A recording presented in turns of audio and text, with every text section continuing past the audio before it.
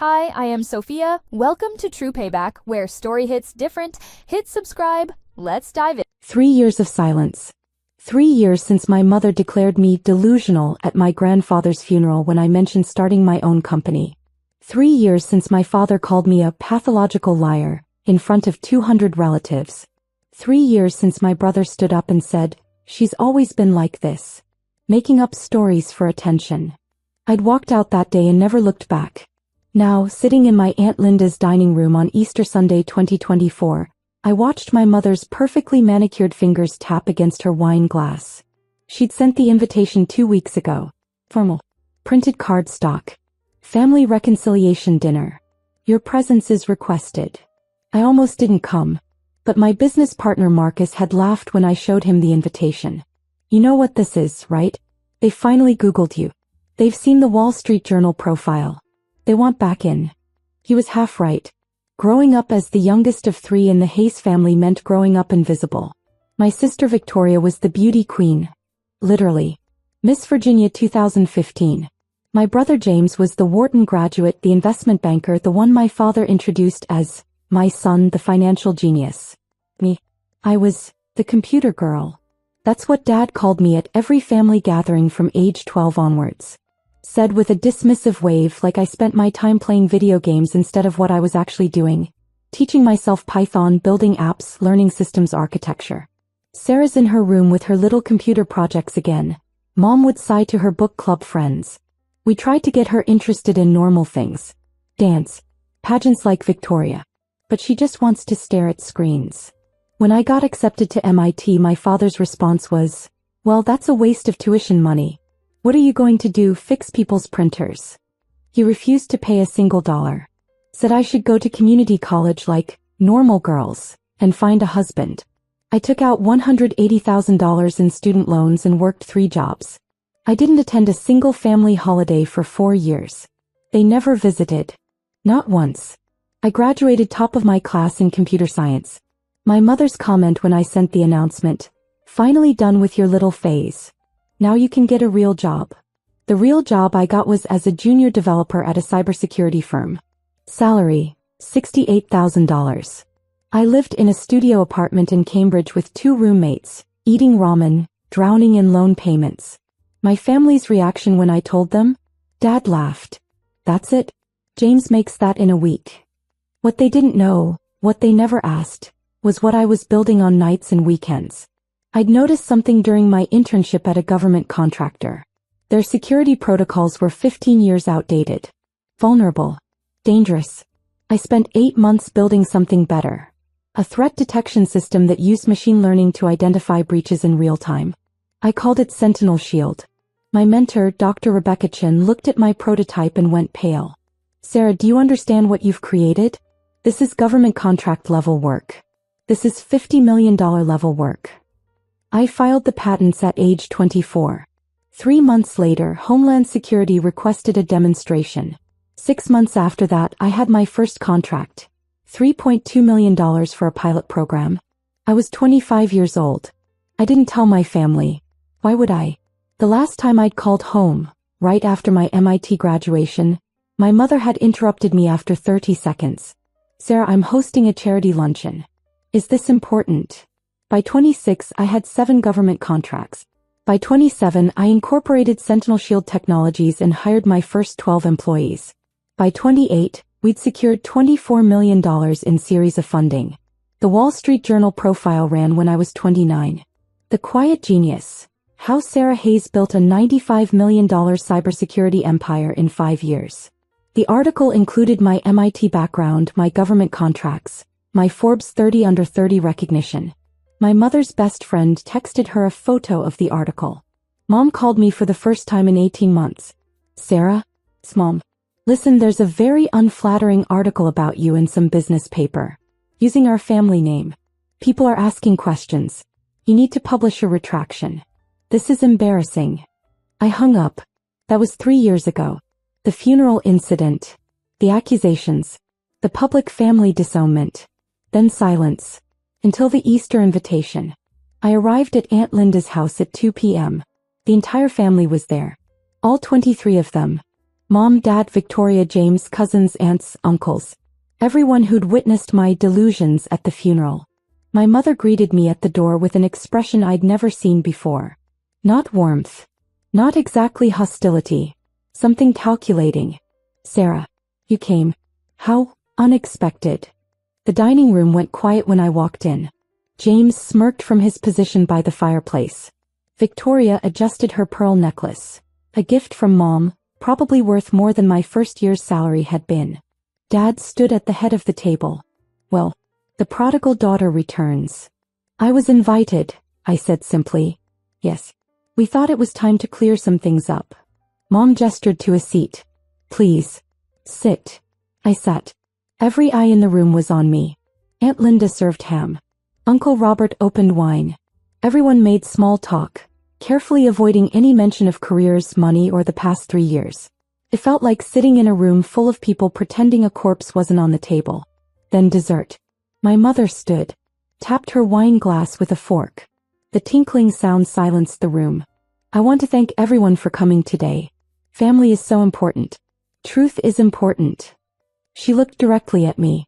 Sarah, you've made some very serious claims over the years. About your work, your success. Frankly, some very hurtful exaggerations that have damaged this family's reputation. My heart rate didn't change. I'd expected this.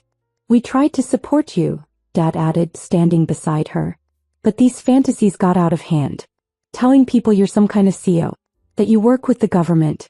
It's mental illness, Sarah. We consulted doctors. Victoria nodded sympathetically. We're worried about you.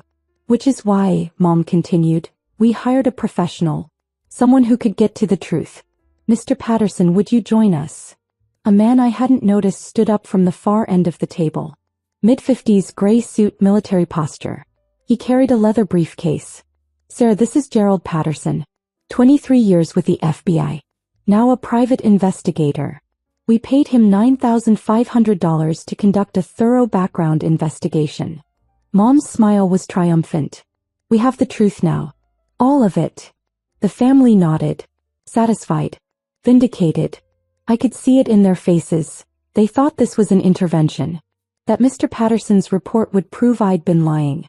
That I worked some entry-level tech support job and made everything else up for attention. I stayed quiet.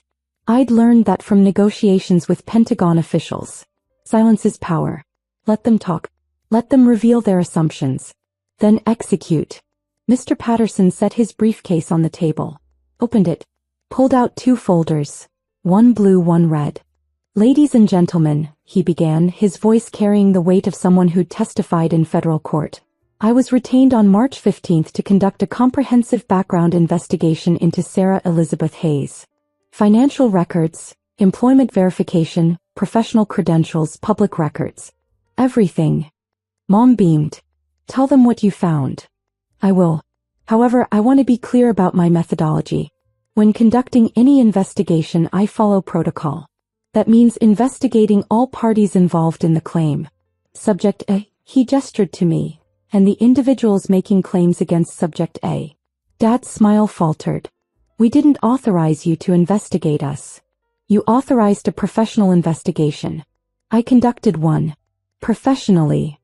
Mr. Patterson placed the blue folder down. Let's begin with Sarah Hayes. He opened it. Subject completed Bachelor of Science in Computer Science from Massachusetts Institute of Technology, 2016. Graduated summa cum laude. Dean's List all 4 years. 3 published papers in cybersecurity journals. He pulled out documents. Employment. Junior Developer at Cyber Defense Corp. 2016 to 2017. Salary verified at $68,000 annually. Victoria whispered to James. See? I told you. Entry level. Mr. Patterson continued, not pausing. In 2017, Subject filed 3 patents for threat detection software. Patents granted 2018. In 2018, Subject incorporated Sentinel Shield Technologies, LLC. The room went very still. Government contracts verified through Freedom of Information Act requests. Department of Homeland Security, $3.2 million 2018. Department of Defense, $7.8 million 2019.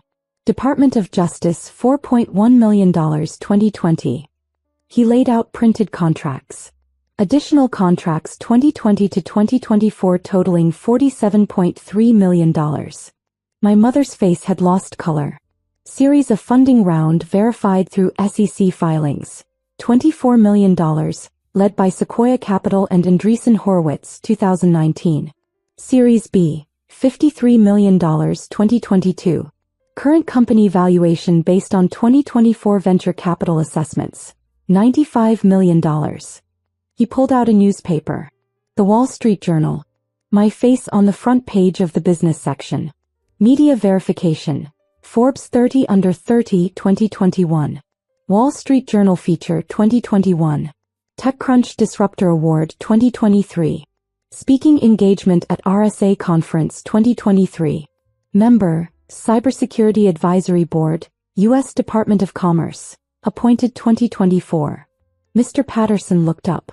Everything Sarah Hayes has claimed is not only verified, it's understated.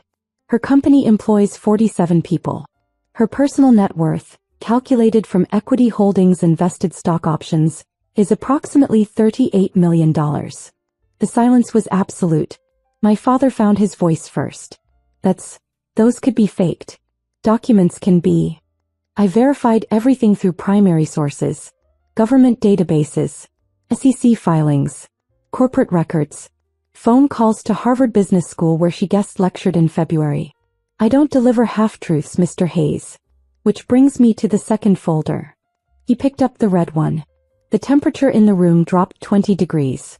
During my investigation into Sarah Hayes, I conducted standard financial background checks on all family members, as protocol dictates when investigating claims of fabrication or fraud. What I found regarding Robert Hayes, he looked at my father, required me to expand the investigation significantly. Dad stood up. Now wait just a minute. Sit down, Mr. Hayes. Mr. Patterson's voice could have cut steel. We're going to do this properly. My father sat. Robert Hayes operates Hayes and Associates Financial Consulting. Reported annual income on tax returns 2020 to 2023. $180,000 to $220,000 annually. However, during my investigation I identified several irregularities. He pulled out bank statements. Through subpoenaed records. Yes, Mr. Hayes, I obtained a court order when the initial findings appeared criminal. I traced 3 offshore accounts. Cayman Islands. Isle of Man, Switzerland. Combined balances, $847,000. My mother made a sound like she'd been punched. These accounts received deposits matching payments from 17 of Mr. Hayes's consulting clients. Payments that never appeared on U.S. tax returns. Unreported income from 2019 to 2024, $380,000. Uncle Robert gasped. Aunt Linda grabbed her husband's arm. Additionally, Mr. Hayes claimed $43,000 in fraudulent business expenses in 2022 alone. Luxury vacation to Aruba listed as client development conference.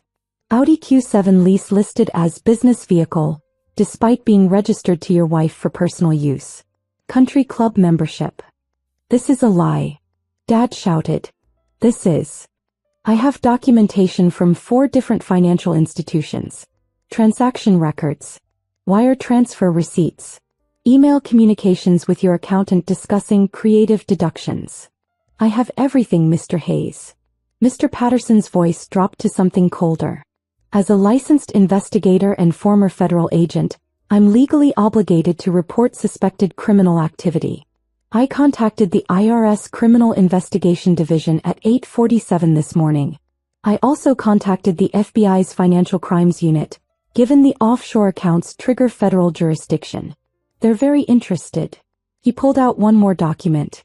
This is a copy of my report to federal authorities. Filed 4 hours ago. My mother's wine glass slipped from her hand. It shattered on the hardwood floor. No one moved to clean it up. Now, Mr. Patterson said, closing both folders, I was paid $9,500 to investigate whether Sarah Hayes was lying. She wasn't. But I found someone who was. Multiple someones, actually. He looked at my mother.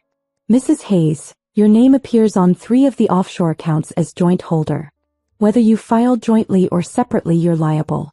The IRS will be contacting you both. Mom's face had gone from pale to gray. The evidence has been submitted. Federal investigators will likely contact you within 72 hours.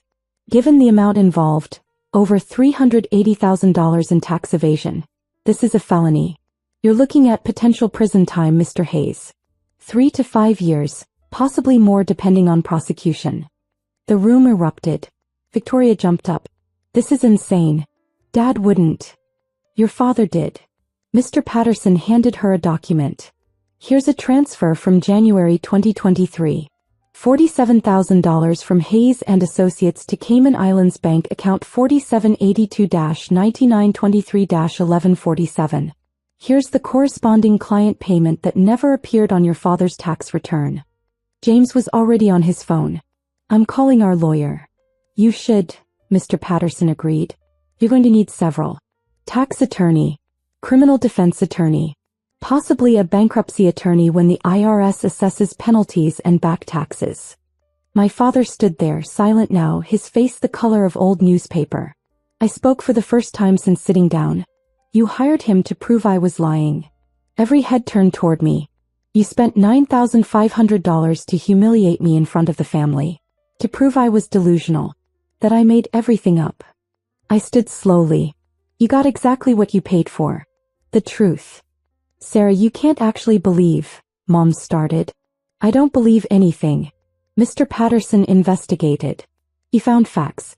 $95 million company. $380,000 in tax evasion. Both true. Both verified. Both documented. I picked up the Wall Street Journal article Mr. Patterson had laid on the table. My photo.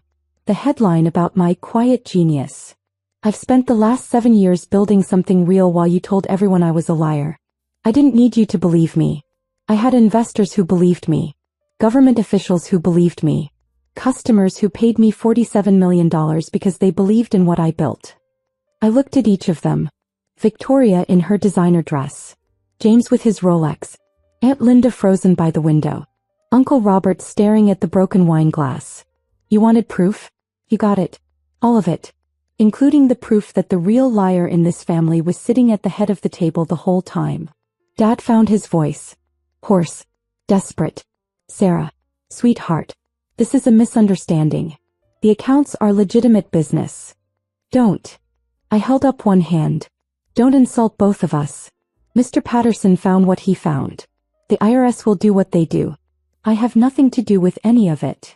But you could help, Mom whispered. You have money now. You could pay the taxes. You could tell them it was a mistake. You could. I could what? Save you? Like you saved me when I needed $180,000 for MIT? Like you helped me when I was eating ramen for every meal? My voice stayed level. Come. No, Mom. I don't think I could do any of that. Mr. Patterson closed his briefcase. My work here is complete. Mrs. Hayes, you have my invoice. Mr. Hayes, you have my report. Everyone has what they came for. He walked to the door. Paused. Looked back at me. Miss Hayes, I want to apologize. When your mother hired me, she painted a picture of a troubled woman with delusions of grandeur. What I found was one of the most impressive professional trajectories I've investigated in 23 years. You built something remarkable. I hope you're proud of it. I am, I said quietly. Thank you, Mr. Patterson. He nodded and left. The door clicked shut. The silence that followed was the loudest sound I'd ever heard. I didn't stay for the rest of Easter dinner. I collected my coat from the entryway while my family sat frozen in the dining room like a disturbed tableau. Victoria caught me at the door. Sir, wait. You can't just leave. Dad needs a lawyer. Several of them. I'm not one. But your family. You can't let him go to prison. I looked at my sister. Really looked at her. The same woman who'd told our grandmother I was going through a phase when I got into MIT. Who'd laughed when Dad called me delusional. Family, I repeated. You mean the people who cut me off for 3 years? Who hired an investigator to prove I was lying? Who never once asked if I needed help, if I was okay, if I was telling the truth? We didn't know. You didn't want to know. There's a difference. I opened the door. Goodbye, Victoria. I drove back to my apartment in Brookline. The same apartment I'd kept deliberately modest. 2-bedroom, nice but not ostentatious. I'd learned from watching my father that real wealth whispers. My phone started ringing before I'd made it to I-95.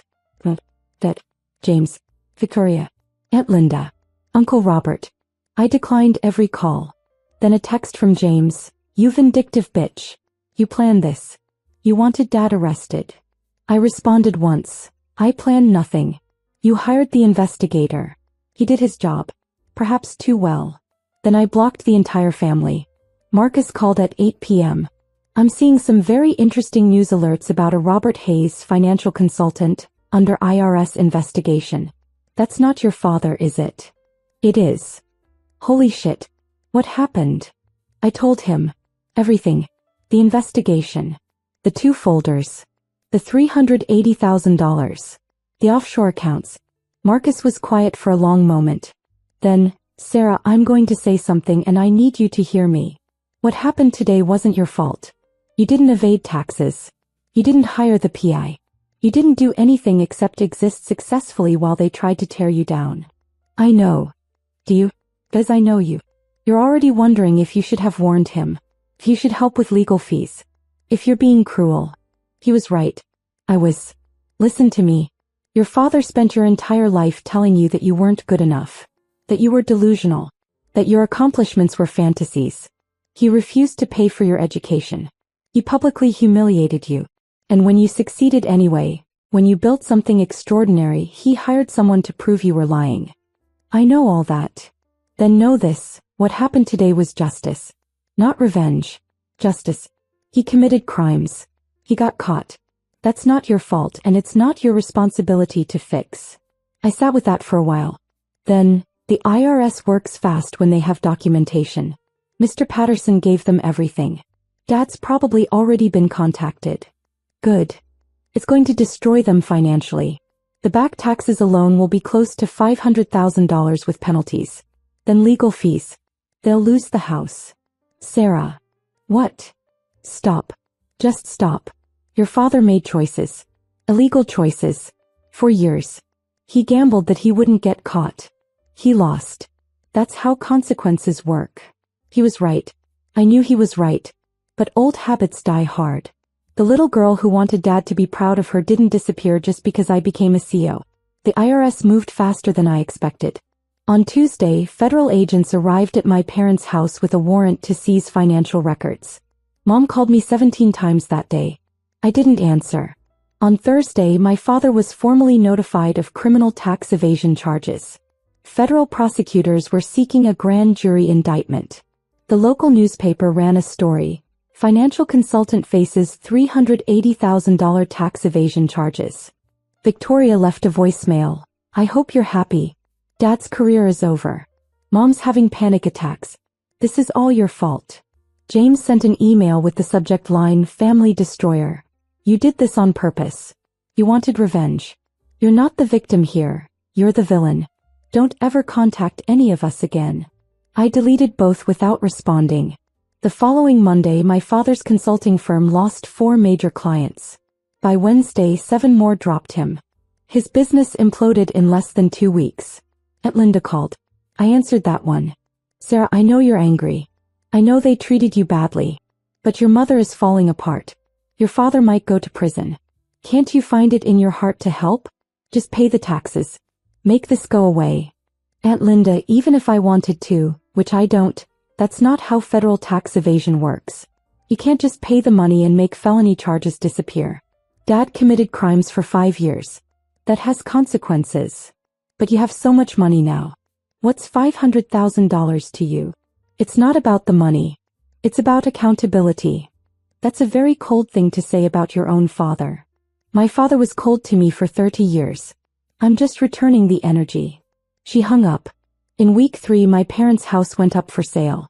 They needed money for legal fees. The criminal defense attorney was charging $450 per hour. In week 4, my mother's best friend stopped speaking to her. Then another. Then 3 more. The scandal had made them social pariahs in their country club circle. I felt nothing watching it happen. Maybe that made me cold. Maybe that made me cruel. Or maybe it just made me done. 6 weeks after Easter, my father accepted a plea deal. He pled guilty to federal tax evasion. The sentence: 18 months in federal prison, 3 years probation, $520,000 in restitution including penalties and back taxes, and permanent loss of his financial consulting license. He'd serve his time at a minimum security facility in Pennsylvania. He'd lose his career, his reputation, everything he'd valued. My mother called one last time. I answered, "Sarah, please. He's your father. He made mistakes, but he's still your father. Can't you visit him? Can't you?" "Mom, let me ask you something. When I was drowning in student loans, working 3 jobs, did you call to check on me?" Silence.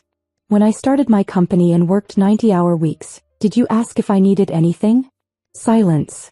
"When the Wall Street Journal called me a genius, did you feel proud? Did you call to congratulate me?" Her voice broke. "We didn't know it was real. You didn't want to know. You wanted me to be small. To be the failure you told everyone I was. Because my success made you look bad. Made Dad look bad. Made all your judgments look like exactly what they were, wrong. That's not fair. No, Mom. What's not fair is spending 30 years telling your daughter she's worthless and then expecting her to save you when your crimes catch up to you. Dad evaded $380,000 in taxes. I didn't put him in prison. His choices did. You could have warned us. You knew the investigator would find. I knew nothing. You hired him. He did his job. That's all that happened. You're heartless." "No. I just learned not to set myself on fire to keep you warm. Goodbye, Mom." I hung up. Blocked her number. It was the last conversation we ever had. Today, Sentinel Shield Technologies employs 63 people. We just closed our Series C funding round at $180 million valuation. We have contracts with 12 government agencies and 17 Fortune 500 companies. I bought a house in Cambridge. 4 bedrooms, Victorian architecture, walking distance to my office. I hung my MIT diploma in my study. Next to it, the Wall Street Journal article. Next to that, a photo from the Forbes 30 Under 30 ceremony. I built a family of choice. Marcus, my business partner, who believed in me when I had nothing but code and dreams. Dr. Rebecca Chin, my mentor, who saw my potential when I was just a junior developer. My team of 63 people who trust me to lead them. My network of founders, investors, and advisors who respect what I've built. I don't speak to my parents. I don't speak to my siblings. I blocked them all on every platform. I removed them from my emergency contacts. I changed my will to ensure none of them inherit a single dollar of what I've built. Some people say that makes me cruel. I'm forgiving. I say it makes me free. My father served 14 months of his sentence before being released on good behavior.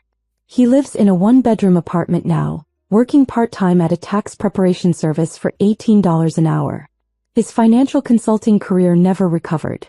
My mother works as a receptionist at a dental office. Their house sold for $340,000.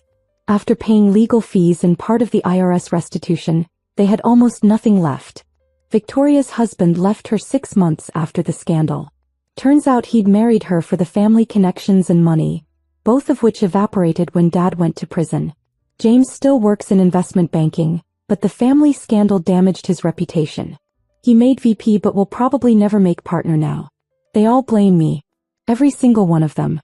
In their version of events, I'm the villain who destroyed the family over pride. But I know the truth. And so does Gerald Patterson. And so does the IRS. And so does everyone who read my Wall Street Journal profile. I didn't destroy anything. I just stopped holding together something that was already broken. I built an empire while they built lies. And when they hired someone to prove I was the liar, he found the truth neither of us expected. They wanted evidence. They got it. All of it. And I got exactly what I'd built for. Freedom from people who never believed in me anyway.